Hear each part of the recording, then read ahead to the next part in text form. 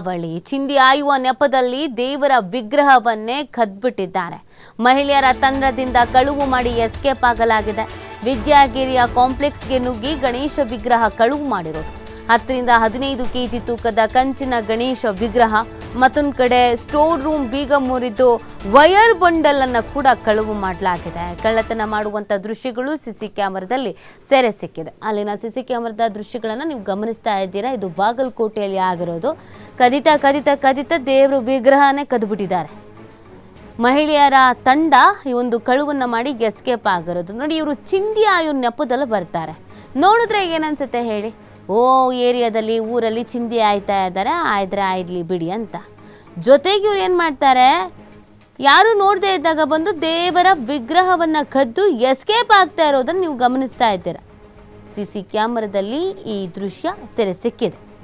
ಇದು ಮತ್ತೆ ಫುಲ್ ಮಹಿಳೆಯರೇ ಇರೋ ಗ್ಯಾಂಗ್ ಅಂತೆ ಆಕ್ಟಿವ್ ಆಗಿದೆ. ಸುಮಾರು 10 ರಿಂದ 15 ಕೆಜಿ ತೂಕದ ಕಂಚಿನ ಗಣೇಶನನ್ನು ಎಸ್ಕೇಪ್ ಮಾಡಿಬಿಟ್ಟಿದ್ದಾರೆ.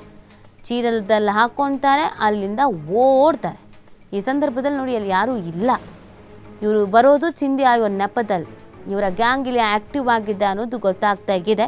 CCTV ವಿಜುವಲ್ಸ್ಗಳು ಕೂಡ ವೈರಲ್ ಆಗ್ತಾ ಇದೆ. ಸದ್ಯ ಇದೀಗ ಪ್ರಕರಣ ದಾಖಲಾಗಿದೆ, ತನಿಖೆಯನ್ನು ನಡೆಸ್ತಾ ಇದ್ದಾರೆ. ಇವರ ಗ್ಯಾಂಗ್ ಇದೇ ರೀತಿಯಾಗಿ ಎಲ್ಲೆಲ್ಲಿ ಕದ್ದಿದೆ, ಏನೇನು ಮಾಡಿದೆ, ಎಷ್ಟು ದಿನದಿಂದ ಇದೇ ರೀತಿಯಾದಂಥ ಕೃತ್ಯಗಳಲ್ಲಿ ಭಾಗಿಯಾಗ್ತಾ ಇದ್ದಾರೆ, ಎಲ್ಲದ್ರ ಬಗ್ಗೆನೂ ಈಗ ತನಿಖೆಯ ಸಂದರ್ಭದಲ್ಲಿ ಗೊತ್ತಾಗುತ್ತೆ.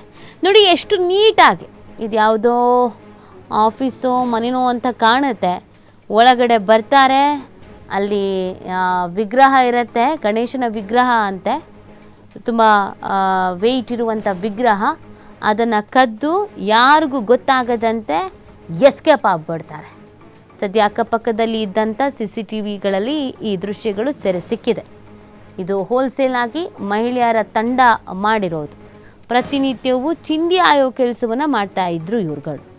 ಜನ ಏನು ಅನ್ಕೊತಾರೆ, ಬಹುದಿನಗಳಿಂದ ಇದ್ದಾರೆ, ಚಿಂದಿ ಆಯೋ ಕೆಲಸ ಮಾಡ್ತಾ ಇದ್ದಾರೆ, ಚಿಂದಿ ಆಯ್ತಾರೆ, ಮನೆಗೆ ಹೋಗ್ತಾರೆ ಅಂತ. ಆದರೆ ಇನ್ನೂ ಏನೇನು ಕದ್ದಿದ್ದಾರೋ, ಎಲ್ಲೆಲ್ಲಿ ಕದ್ದಿದ್ದಾರೋ ಗೊತ್ತಿಲ್ಲ.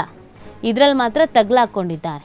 ಈಗ ತನಿಖೆ ಸಂದರ್ಭದಲ್ಲಿ ಎಲ್ಲವೂ ಕೂಡ ಗೊತ್ತಾಗತ್ತೆ, ಏನು ಗೆತ್ತ ಅಂತ. ಸುಮಾರು 10 ರಿಂದ 15 ಕೆಜಿ ತೂಕದ ಕಂಚಿನ ಗಣೇಶನ ವಿಗ್ರಹ ಇದು. ವಿದ್ಯಾಗಿರಿಯ ಕಾಂಪ್ಲೆಕ್ಸ್ಗೆ ನುಗ್ಗಿ ಗಣೇಶ ವಿಗ್ರಹವನ್ನು ಕಳುವು ಮಾಡಿರುವಂಥ